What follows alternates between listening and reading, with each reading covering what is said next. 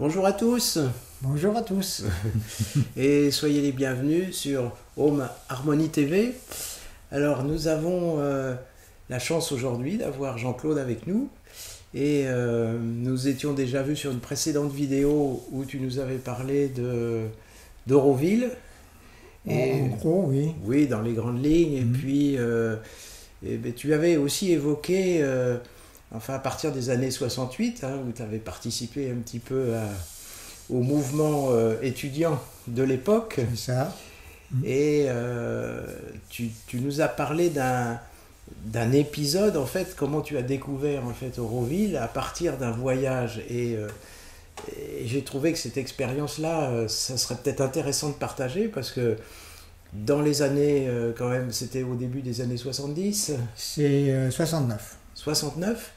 Donc c'est certainement quand même une aventure avec, je pense, pas mal d'anecdotes, parce que partir de Paris, oui, c'est sûr, jusqu'en Inde, oui. Aujourd'hui on est tellement habitué aux avions, on fait ça en quelques heures. Alors raconte-nous un petit peu, d'abord qu'est-ce qui avait motivé cette expédition, et puis un peu comment ça s'est passé. Cette expédition, elle a été motivée par le fait qu'avec mon ami Bernard, avec qui on a fait plein de péripéties pendant les manifestations pour un monde nouveau sur les barricades de Paris, n'est-ce pas, on a été dégoûtés de la manière dont ça s'était terminé, la reprise de pouvoir des syndicats en particulier. Et les syndicats des écoles, les syndicats professionnels, le gouvernement derrière qui avait l'air favorable à notre manière d'aborder les choses, à part les policiers qui nous mettaient dessus, mais enfin ça c'est normal. Donc on avait décidé de quitter la France, parce que la France pour nous c'était pourri, c'était fini. D'accord. Et il y en a qui ont choisi plus simple, c'est d'aller élever des chèvres sur le plateau du Larzac. C'est vrai, mais bon, on est jeune, on est plein de... Oui, on veut visiter le monde, de toute façon un peu plus. Et puis, moi à cette époque-là, j'étais en pleine remise en question de beaucoup de choses, et surtout de ma quête intérieure déjà. Oui. Donc j'avais une aspiration particulière, c'était que je voulais faire une synthèse, enfin de voir déjà comment étaient les différentes religions du monde entier. D'accord. Et à partir de ça, peut-être en faire une synthèse ou attraper, ou prendre de chaque religion ce qui me convenait le mieux. Donc j'ai décidé avec mon pote de partir faire un voyage autour du monde, et on voulait acheter un bus, l'aménager, et puis et se faire un petit peu sponsoriser par les organisations françaises. Et puis ça est tourné très très vite, c'est tombé à l'eau, parce que Trigano nous a dit « Vous êtes bien gentils les petits garçons, mais avec ce qui s'est passé, on ne peut plus rien faire pour vous aider, voilà. » Ce qui s'est passé, il faisait référence à quoi? Il faisait référence au fait qu'ils avaient été fermés pendant quand même pas mal de temps à cause des mouvements de mai 68. Ouais, d'accord. Donc ça a duré quand même pas mal un grand moment. Donc ils ne pouvaient pas assumer. D'autres organisations, Kodak et tout ça, c'était la même chose, même tabac. Bon.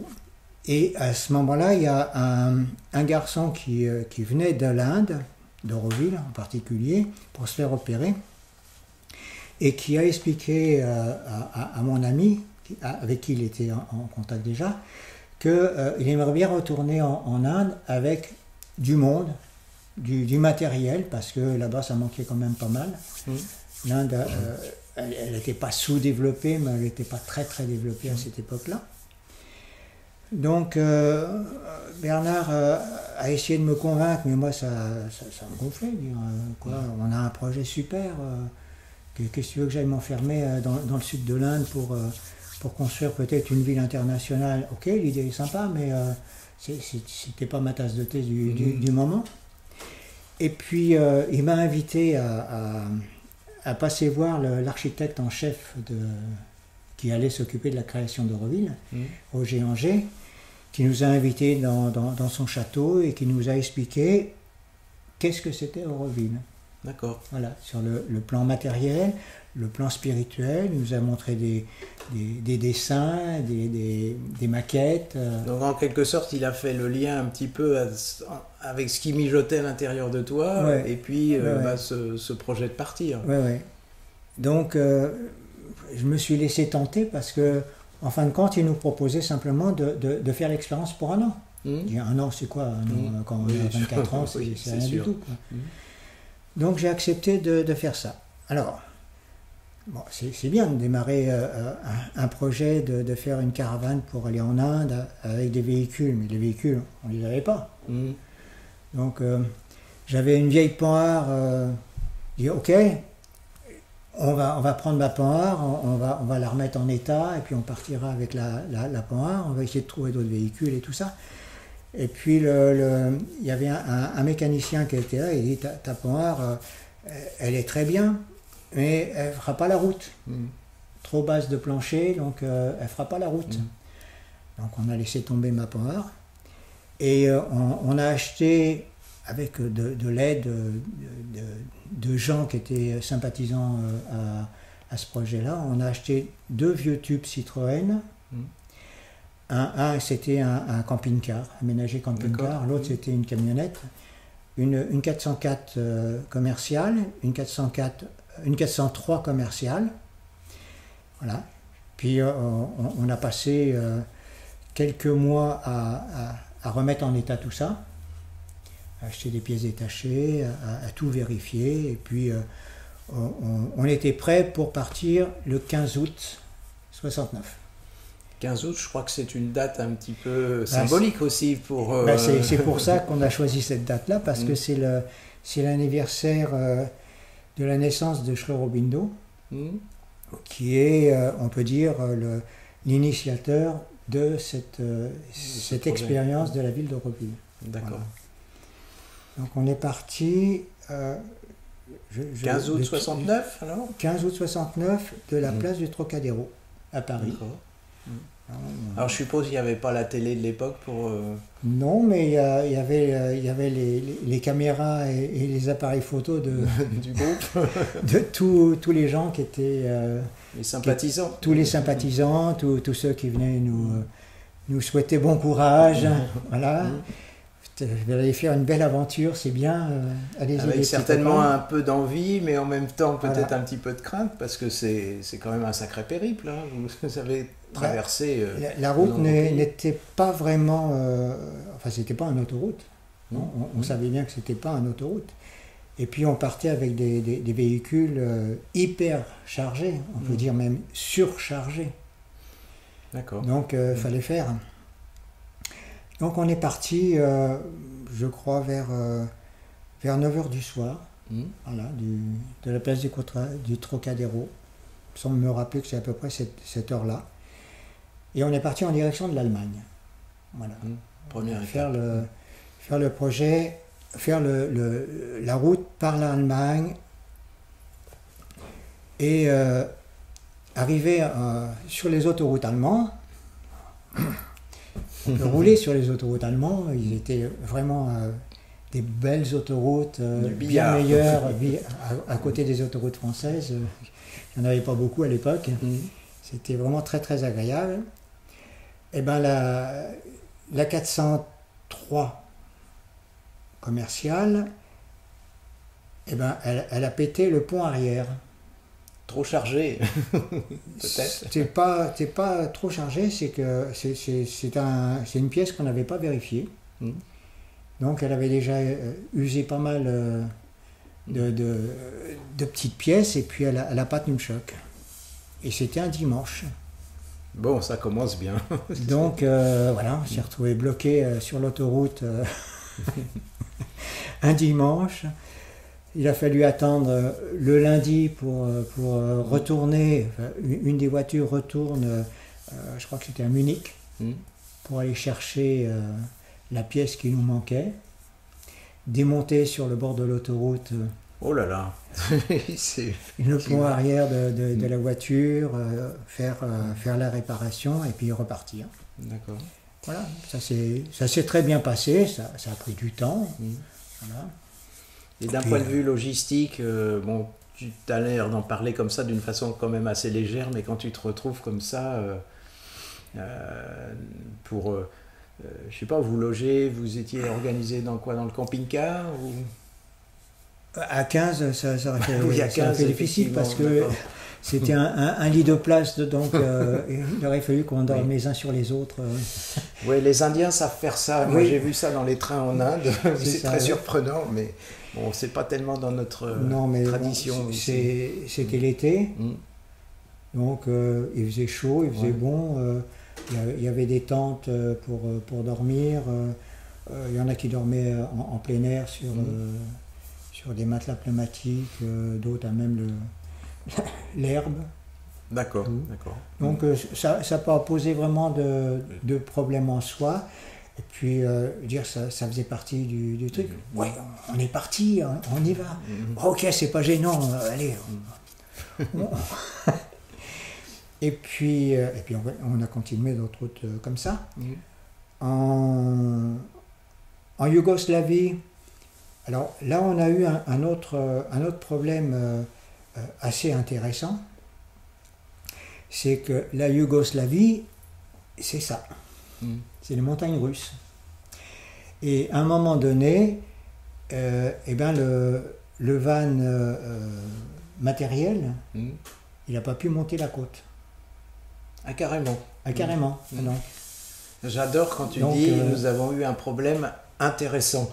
Ça veut dire qu'en fait on peut voir toujours les problèmes de deux manières différentes. Alors en quoi c'était intéressant? C'est vrai que j'ai une nature assez optimiste. Donc, oui, je vois ça. Oui, ça pose jamais vraiment de gros problèmes parce qu'il y a toujours des solutions possibles. Alors, on a réfléchi au problème un petit peu. La première solution qu'on a essayée, c'est on s'est mis échelonné le long de la côte et on a poussé la camionnette comme on a pu. Ça n'a pas fonctionné. On a recommencé parce qu'on s'y était mal pris. D'accord. La deuxième fois, on est monté un peu plus haut, mais ça n'a pas fonctionné. Il en manquait encore. Bon, on s'est dit, ok, on va tracter, on va mettre une corde derrière un des 403, et puis on fait la même chose, on pousse. Déjà, au démarrage, avec la 403, la corde, elle a pété. On dit, mais t'es parti trop vite, faut faire tendre la corde doucement. On y va doucement. Et bon, on a fini quand même par arriver avec double corde, triple corde, quatre triples cordes à monter le véhicule, mais ça a été juste. La dernière solution qu'on avait pensée, c'était vider une partie du van, monter le véhicule là-haut, et avec les voitures, remonter les marchandises. Les marchandises, mais bon, là, vu comment c'était chargé dedans, ça aurait été vraiment galère. Voilà. Et à ce moment-là, vous vous êtes pas dit, bon, qu'est-ce qui nous attend à la côte suivante? Parce que... Non, pas du tout. Non. Vous viviez dans l'instant présent, en fait. Complètement dans l'instant présent. C'est ça qui était intéressant. Mais c'est super intéressant parce que, bon, d'une part, si tu as un problème, mais bon, les problèmes, on peut en croiser à tout moment, et d'avoir cette capacité déjà à pas se victimiser dans un problème, enfin, tu vois, parce que ça veut dire déjà que le groupe, en fait, il était très soudé quand même, malgré tout, parce que... Il était très soudé, oui, au départ, très soudé. Voilà. Ah, tu dis au départ, donc ça veut dire qu'il y a peut-être une suite, donc on va découvrir tout à l'heure. Très soudé. Ensuite de ça, ça a été relativement sans difficulté, vraiment. Mais vous avez traversé quoi après comme pays, après la Yougoslavie parce que... La Yougoslavie, c'était pas la Yougoslavie là, que je t'ai dit. C'était L'Allemagne, vous avez fait l'Autriche peut-être? Non, pas l'Autriche. Pologne la Pologne. On est redescendu par la Yougoslavie derrière, mais il y a un autre pays ex-URSS qu'on a traversé aussi. D'accord. J'ai plus ça dans la Et tête. vous êtes passé par le Bosphore en Turquie? On est passé par le Bosphore. On est redescendu par la Grèce et la Turquie. D'accord. Et voilà, tout ça s'est bien passé. La Grèce, très bien. Sauf que au niveau nourriture, la Grèce, ça porte bien son nom. Et la nourriture est vraiment très grasse. Voilà. Bon, mais Mais c'était très bon. Bon, en général, c'est pas forcément antinomique. Non, c'était vraiment très très bon. Bon, après, il faut avoir le foie qui mais accepte. On ne faisait pas de tourisme. Ouais. Donc on ne s'est pas vraiment arrêté dans les différents endroits sympathiques. Et c'est là que ça commençait un petit peu à faire des grincements de dents, parce qu'il y avait un jeune qui avait 18 ans. Moi j'en avais 24. Les autres, ils étaient autour de ces âges-là, 24, 25 ans, 30 ans. Et le jeune, lui, il aurait bien aimé faire un petit peu de tourisme. Il dit, ouais, on traverse la Grèce, on s'arrête nulle part, quoi, qu'est-ce que c'est que ce truc? Bon. Alors, arrivé en Turquie, la partie occidentale, on s'est quand même arrêté pour visiter la fameuse cathédrale Sainte-Sophie. D'accord. Oui. Non, on ne pouvait pas... Oui, c'est vrai que c'est un petit peu dommage, parce que c'est quand même un haut lieu. C'est un lieu magnifique. Ouais. C'est magnifique. Ouais. Donc c'est le seul truc qu'on ait fait de ce côté-là. La mosquée bleue, peut-être? La mosquée bleue, oui, la mosquée bleue. Et on a passé le Bosphore par le nouveau pont, qui venait juste d'être fini d'être construit. Et quand on arrive de l'autre côté, alors c'est changement de paysage, hein. Ça n'a plus rien à voir. D'accord. Là, on arrive dans le désert. C'est incroyable. C'est l'Occident d'un côté, et de l'autre côté, c'est vraiment le désert, le début de l'Orient. D'accord. Oui, Turquie, Afghanistan, je suppose, vous êtes passé aussi? Turquie, Iran, Afghanistan, Pakistan. Oui, là, c'est effectivement des zones très désertiques. Très, très désertiques. Alors, juste après le Bosphore, le début de la route, c'était un petit peu de macadam, si tu veux. Et après, c'était de la piste. D'accord. Alors, la piste, c'est assez intéressant, la piste.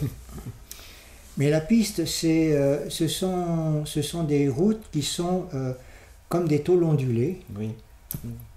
Parce que le passage des véhicules crée des turbulences derrière et ça fait des petites bosses. Et rouler là-dessus, il y a deux solutions. Ou tu passes très vite ou tu passes très lentement. Voilà, on roule à 20 à l'heure ou 30 à l'heure, ou alors c'est carrément 80 à l'heure, minimum 80. Donc on est parti à fond la caisse. C'est normal vu l'âge que vous aviez. On est parti à fond la caisse. Le problème est que il y a des nids de poules un petit peu partout.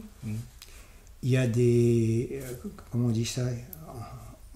En indien on dit des wadés, mais j'ai oublié le terme en français. Enfin, il y a des espèces de creux à travers de la route pour permettre l'évacuation de... Un gros nid de poules qui traverse toute la route. C'est ça. Et rien n'est signalé, évidemment. En plus de ça, les Turcs conduisent comme ils veulent, comme des dingues, eux aussi, sur ces routes-là.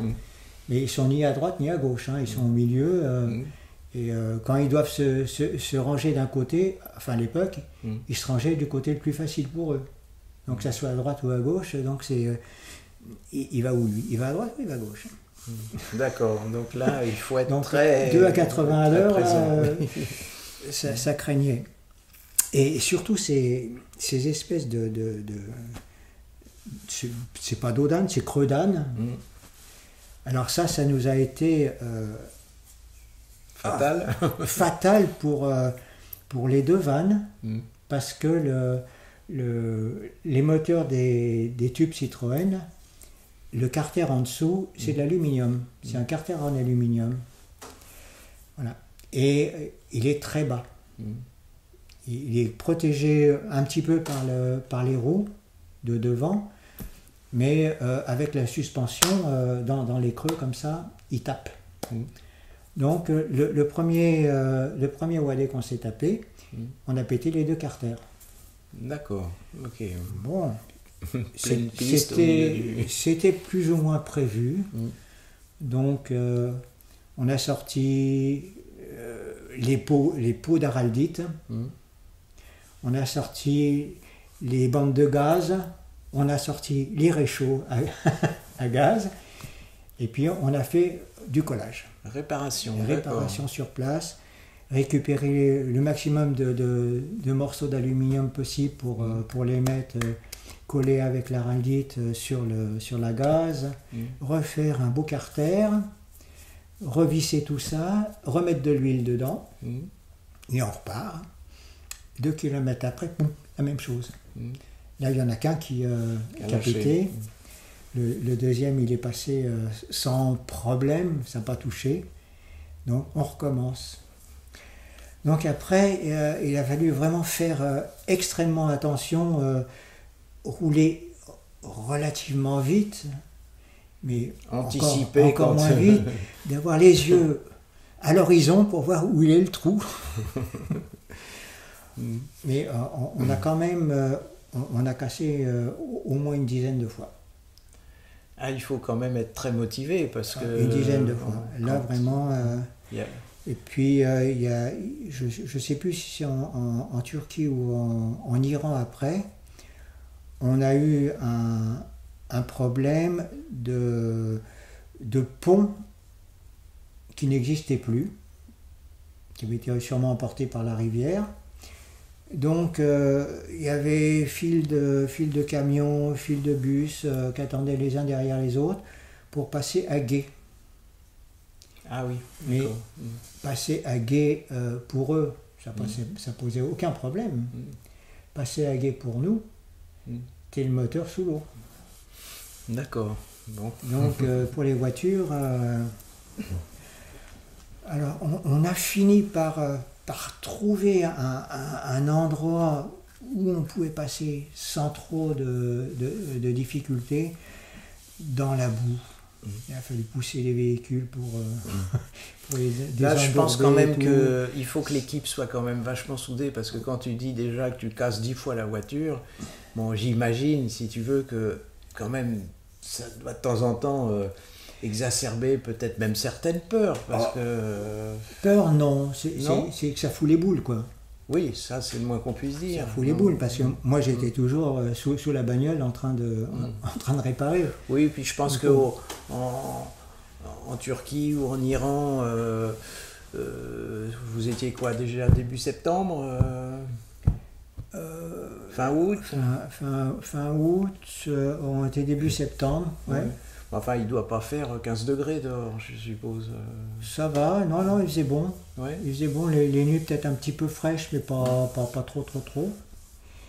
Et enfin bon, ça allait bien. D'accord. Si tu veux. Donc et puis, vous avez fini par passer cette rivière. Oui, on a passé cette rivière, et puis on est arrivé à Erzurum. Erzurum, c'est quasiment la frontière entre l'Iran et le... Pakistan ? Ah non, l'Afghanistan. Pardon. Entre la Turquie et l'Iran. D'accord. C'est un poste militaire important qui est là. Et là, c'est la montagne. C'est le début de la montagne.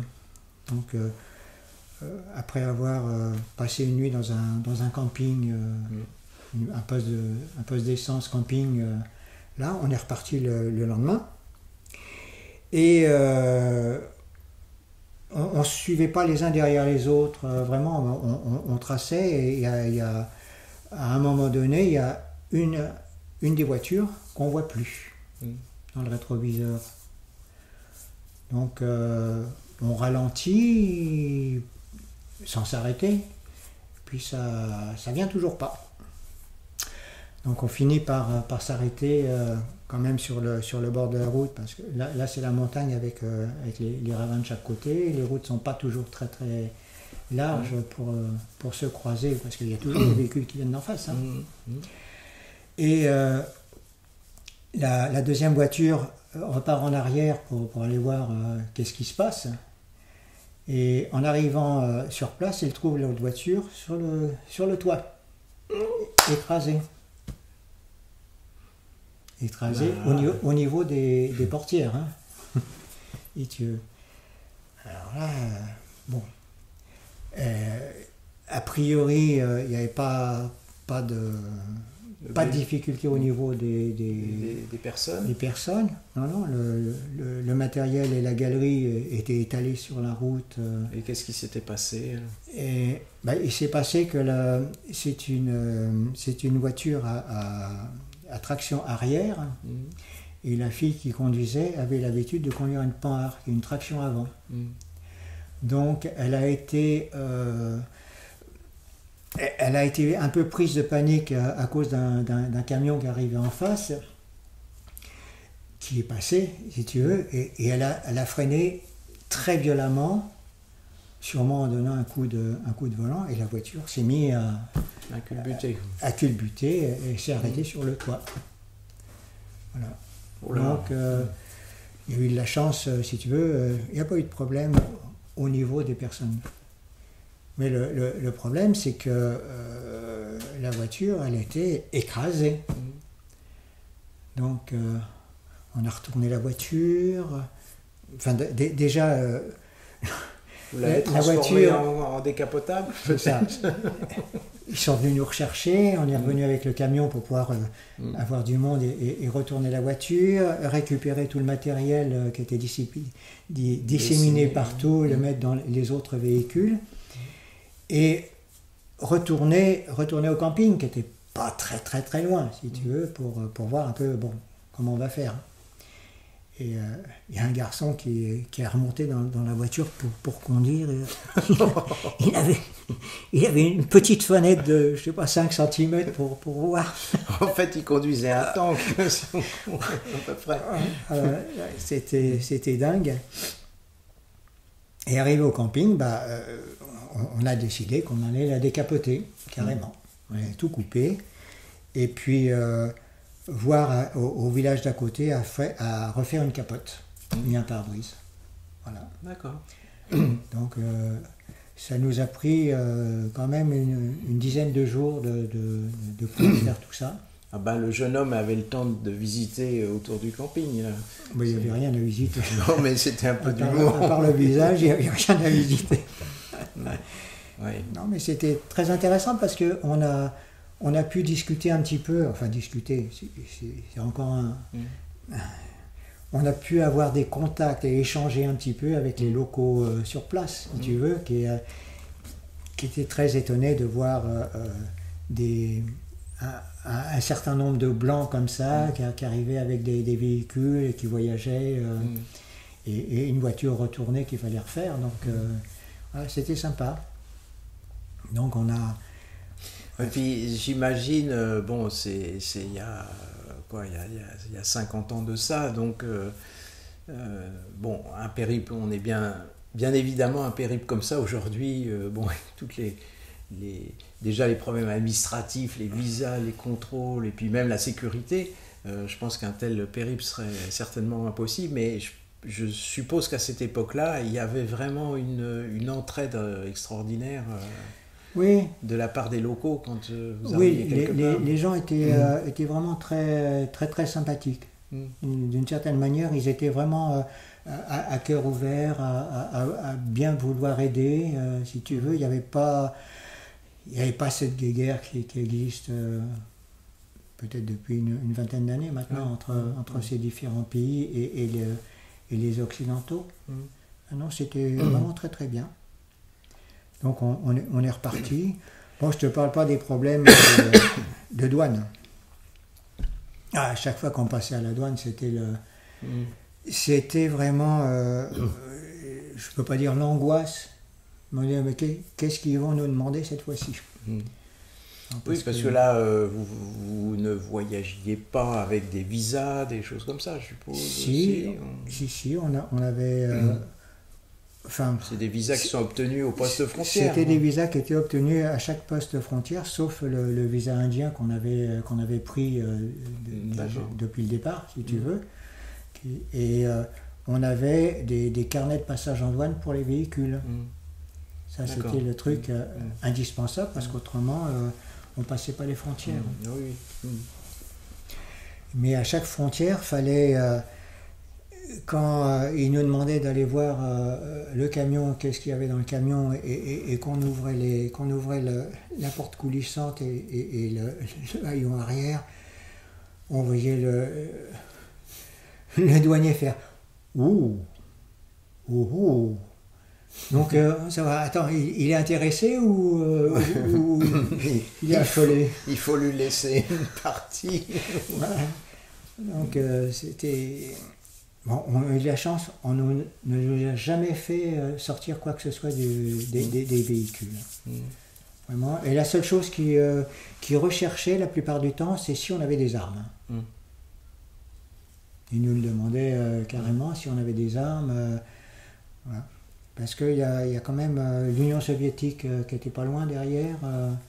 D'accord. Donc, c'était un peu difficile à ce niveau-là. Mais jamais vraiment de problème. Beaucoup de temps pour passer, parce que... voilà, normal. Normal. Ouais. Et donc on arrive en Iran, et l'Iran, c'est des routes Madakame partout, faites par les Américains, très modernes. Il y avait le Shah encore à l'époque. À Téhéran, les femmes, elles étaient en mini-jupe. Ah oui, on n'imagine pas. Elles étaient en mini-jupe. Bon, il y avait la tchador par-dessus, si tu veux, mais la tchador était à moitié fermée. Et quand on rentrait dans les pubs ou les restaurants, tout le monde virait la tchador et c'était la mini-jupe vraiment au ras des fesses. Hein. D'accord. Donc, on n'imagine pas l'Iran libre. Et très franchouillards, les gens là-bas. Il y avait beaucoup qui parlaient le français. On a été invités du reste à passer une soirée avec un Iranien, un professeur iranien vraiment très sympathique, très ouvert. Non, ça paraissait être vraiment très agréable de vivre là-bas à l'époque. Hein. D'accord. Voilà. Et alors après l'Iran, on se rapproche un petit peu. C'est l'Afghanistan. Alors l'Afghanistan, pas vraiment de problème particulier. Un pays fantastique. Les gens d'une gentillesse à l'époque. Vraiment d'une gentillesse incroyable. Le cœur sur la main, pas voleur pour dessous. À aider comme il voulait, comme il pensait pouvoir faire. Vraiment, on était accueillis très bien, très agréable. Très agréable. La seule chose que c'est très élevé. Oui, il y a des montagnes. C'est très élevé. Et pour nous, ce qui s'est passé pour beaucoup d'entre nous une fois, c'est que dans la capitale, là-bas, on visitait, on passait d'un trottoir à l'autre, un trottoir au soleil, on retirait la veste, et le trottoir à l'ombre, on se dépêchait d'aller mettre une veste et de changer de trottoir le plus rapidement possible, parce que la différence de température, c'était incroyable. Il y a des endroits, les trottoirs étaient gelés. Alors que de l'autre côté, vraiment, on se serait cru en plein été sur la Côte d'Azur. Hein. D'accord. La température, vraiment... Mais pas de problème particulier. Le seul problème qu'il y avait, ça c'était entre nous, c'est que à Kaboul, tu trouves du hache facilement, partout. Donc pour certains d'entre nous, c'était... la tentation. Du reste, on ne l'a pas cherché, on est venu nous le proposer. D'accord. Voilà. Bah oui, on Donc, imagine de toute façon les années 70, hippie, Katmandou et marijuana, c'est le cliché. Donc, on a, pas tous, mais enfin, on a beaucoup plongé dedans, effectivement, et puis ça a créé des problèmes avec ceux qui ne voulaient pas y toucher, si tu veux, et on n'est pas là pour ça, on fait pas ce genre d'expérience, on est venu pour aller travailler dans le sud de l'Inde, à Auroville, pas pour se défoncer dans les faubourgs de Kaboul. Enfin bon, et puis, bon, pas gros, à part ce genre de petits problèmes, pas de difficultés particulières. Non, le voyage, dans l'ensemble, s'est passé vraiment très très bien, très agréable. Et il fallait quand même qu'on se dépêche parce que passer la Khyber Pass, c'est une montagne qui culmine à je ne sais pas combien de milliers de mètres, qui est vraiment très très haut. Quand l'hiver se rapproche, tu passes plus, quoi, c'est ça? Il ferme. Il ferme Carrément. Et si tu es fermé, c'est quasiment 5 mois. Ouais, t'attends le printemps prochain. Voilà.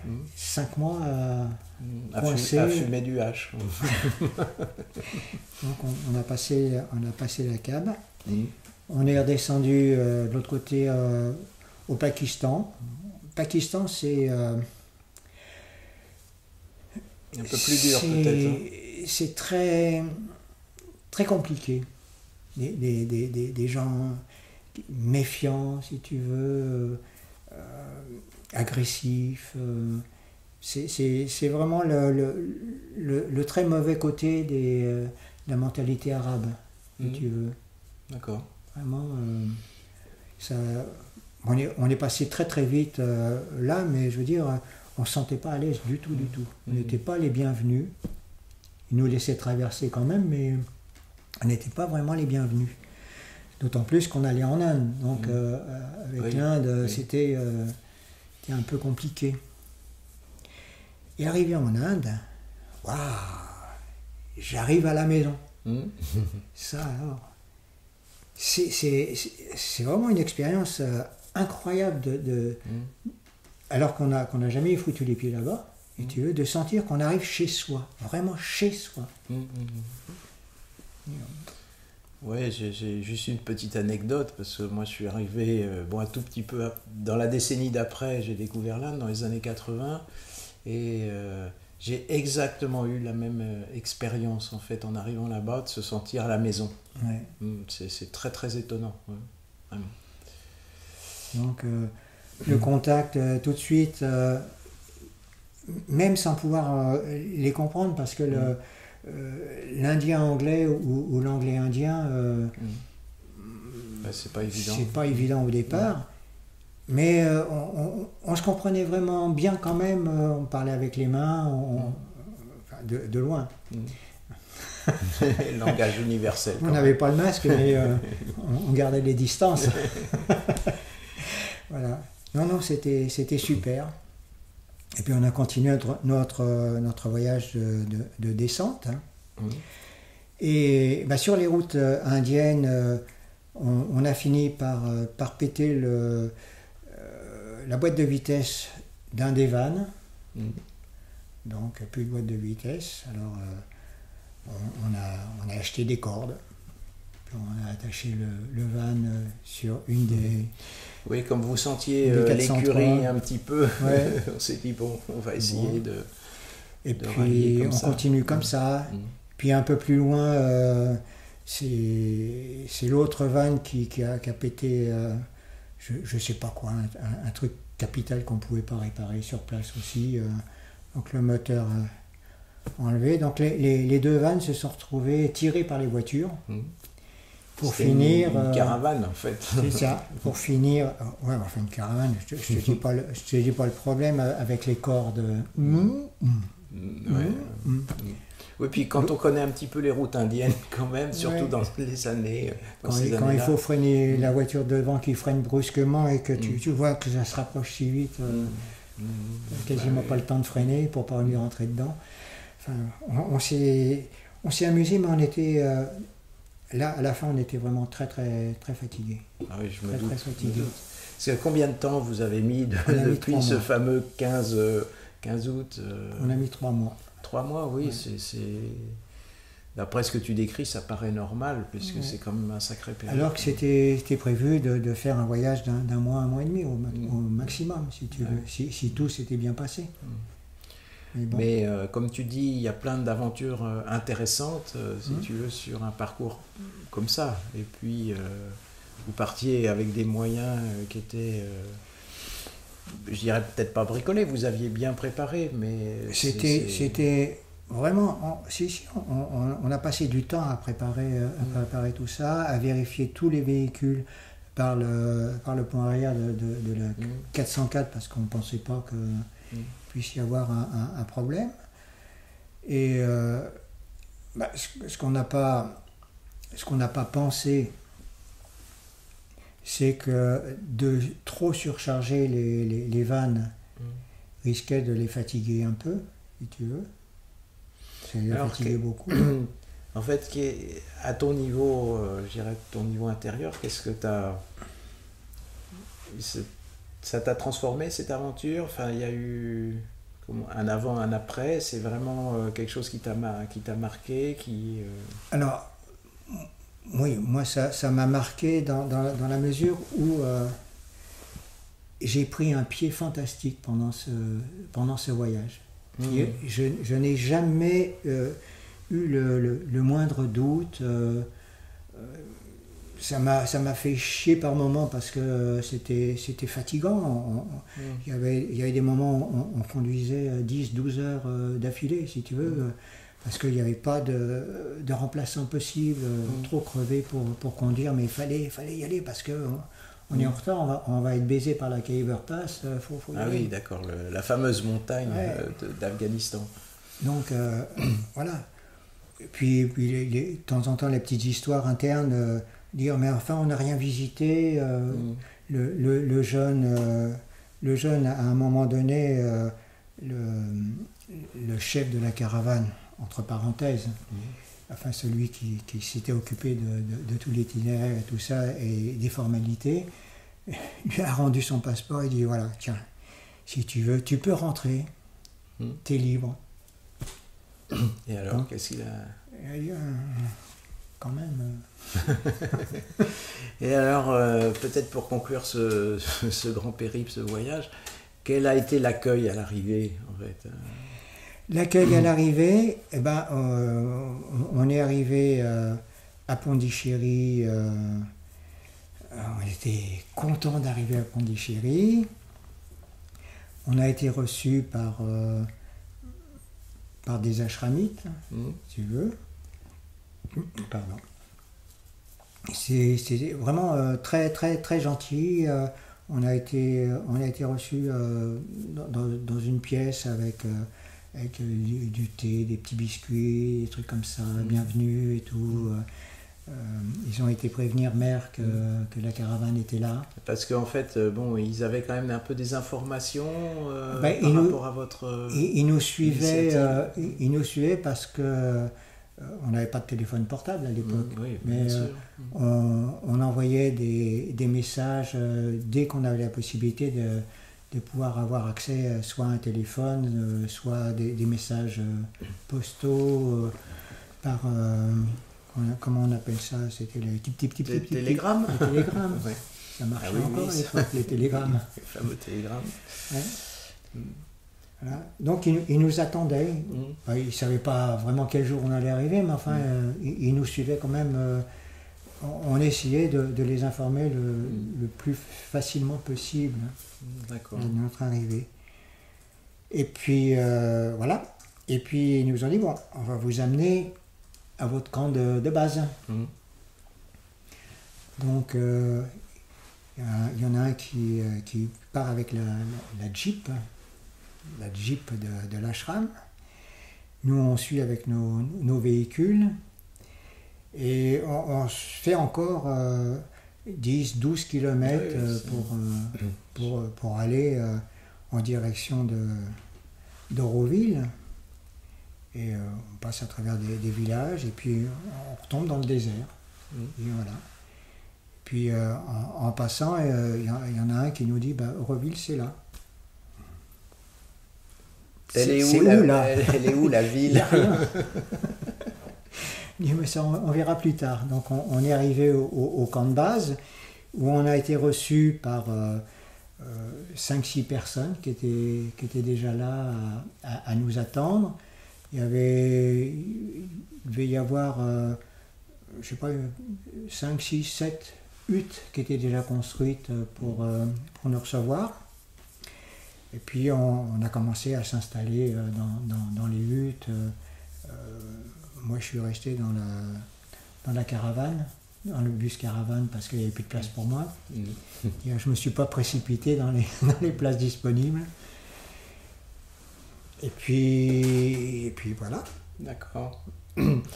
Donc en fait on arrive un petit peu, là on a fait un grand détour par rapport à justement ta précédente venue sur notre chaîne où tu nous parlais, si tu veux, justement un petit peu du parcours, mais on avait complètement zappé cet épisode. Et donc là a commencé en fait ce projet d'Euroville qui était vraiment naissant. Donc là on est en 70. On est toujours en 69. Quand on décembre, oui, d'accord, vers fin novembre, décembre. Je ne sais plus, je ne sais pas exactement à quelle période. Et voilà, donc c'est une période très agréable, il fait plus très chaud. Oui. Et la seule chose qui arrive là, c'est que c'est le début de la mousson. Et la mousson, on ne connaît pas, nous. On connaît la pluie bretonne à la limite, parce que ça pleut beaucoup là-bas ou en Angleterre. Mais la pluie en Inde, c'est autre chose. Oui. Et c'est la petite mousson en plus en hiver. Non, c'est la grande mousson. C'est la grande mousson. La grande mousson. La petite mousson, c'est l'été, c'est le retour. D'accord. Et ce qui nous est arrivé, c'était amusant comme tout, c'est que notre petite capsule qui avait été construite, il y avait eu des tranchées qui avaient été faites pour amener l'électricité, pour mettre les égouts, enfin les fosses septiques un peu partout. Et tout ça avait été recouvert. Et avec la pluie de mousson, comme ça n'avait pas eu le temps de se tasser, c'est devenu de la gadoue. Donc on marchait sur les chemins, puis d'un seul coup on se retrouvait dans la boue jusqu'à la taille. Donc ça a été, c'est encore d'autres types d'aventures. Alors bon, c'était amusant. On l'a pas mal pris. On était bien. L'eau est chaude quand il pleut. La mousson d'hiver. Au début de la mousson d'hiver, l'eau est chaude. Après, elle est de plus en plus froide. Mais c'était sympa. Puis on était arrivé. En fin de compte. Peut-être pour conclure cet échange d'aujourd'hui, qu'est-ce que tu pourrais peut-être, je ne vais pas faire passer comme message parce que on sent que c'est une autre époque, mais en fait l'être humain c'est l'être humain quoi. Et aujourd'hui on fait d'autres types de voyages en fait, mais on a aussi des difficultés mais qui sont d'un autre ordre. Moi ce qui me touche c'est l'enthousiasme quand à chaque fois que tu dis il y a un problème et c'était intéressant, ça veut dire cette capacité à rebondir si tu veux par rapport à une difficulté. Alors peut-être tu peux t'appuyer peut-être sur ça pour peut-être pour faire passer un message aux plus jeunes qui parfois vont se plaindre tu vois, ou d'une certaine adversité, parce que, elle est peut-être d'un ordre différent, mais... Pour ma manière de voir les choses, ça a toujours été comme ça. C'est que l'adversité, c'est quelque chose qui est... c'est le challenge, à chaque fois. C'est quelque chose qui me permet de passer au-dessus. C'est vraiment une aventure, c'est une expérience intéressante. Et je ne rentre pas dans le pessimisme ou dans la difficulté insurmontable. Je dis, si ça se présente à moi, c'est que je dois avoir la capacité de pouvoir passer au-dessus, arranger les choses. Voilà. Et si j'ai pas la capacité d'arranger les choses, peut-être que dans mon entourage, je peux trouver quelqu'un qui, lui, a la compétence pour faire. Et on peut faire ensemble.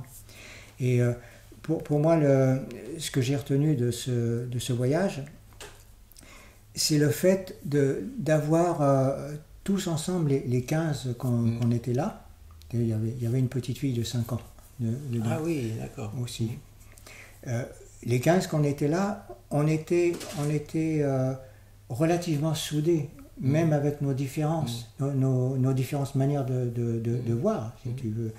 On était quand même soudés, on était ensemble. Et dans l'adversité, il n'y avait pas d'adversité, on était là, tous ensemble. C'est ça, c'est qu'en fait, on dit que le tout est plus que la somme des parties. C'est ça. Mais c'est totalement vrai à travers cette aventure. Moi, c'est ce que je ressens, parce que si tu es isolé, tu peux pas faire le 10e en fait de ce périple par lequel vous êtes passé, alors qu'effectivement la solidarité du groupe fait que... Ouais. Et je vais faire une petite parenthèse, si tu veux. J'ai refait le même périple 5 ans après, avec un bus et 35 personnes. Eh bien, c'était la même chose. D'accord. On a vécu beaucoup de difficultés ensemble, des problèmes comme sur la première caravane, peut-être pas aussi difficile, mais il y avait cette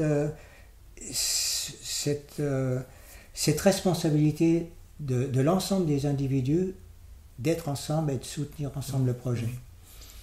Voilà. Oui, parce qu'il y a aussi un projet justement intérieur, un projet spirituel qui... Pas spécialement, non, parce que ce soit le premier ou le deuxième, on n'était pas tous dans la spiritualité. Il y en avait qui étaient là simplement comme volontaires pour construire une ville. D'autres, comme le jeune qui était intéressé par Auroville, mais il était surtout intéressé pour faire le tour du monde. Faire le tour du monde, voyager. Moi, c'était pour faire le tour du monde au départ, mais le projet m'intéressait quand même aussi. Ouais. L'autre, la deuxième caravane que j'ai faite, c'était pareil. C'était tout et n'importe quoi dedans. Mais peut-être le point commun, c'était la qualité humaine. C'est ça. C'est ça. D'accord. On va rester sur cette conclusion, la qualité humaine. Je pense que c'est ce que chacun doit développer, parce qu'on a en nous plein de potentialités. À découvrir. Et voilà, à mettre à jour. Ouais, à mettre à jour. Bon, écoutez, j'espère qu'en tout cas, ce témoignage vous a intéressé. Moi, je le trouve inspirant, parce que c'est l'aventure de la vie, au travers de ce périple.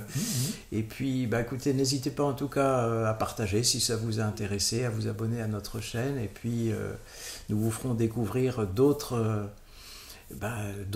personnalités, d'autres aventures. C'est un petit peu la mission qu'on s'est donnée du partage, en fait, au travers d'expériences. Ça peut bien sûr inspirer chacun, ça peut nous toucher à différents endroits et à nous inspirer dans notre propre chemin, qu'il soit extérieur ou intérieur, mais peut-être qu'il n'y a pas tant de différence que ça. C'est sûr, c'est sûr. Bon, merci Jean-Claude. Au revoir, merci. Au revoir.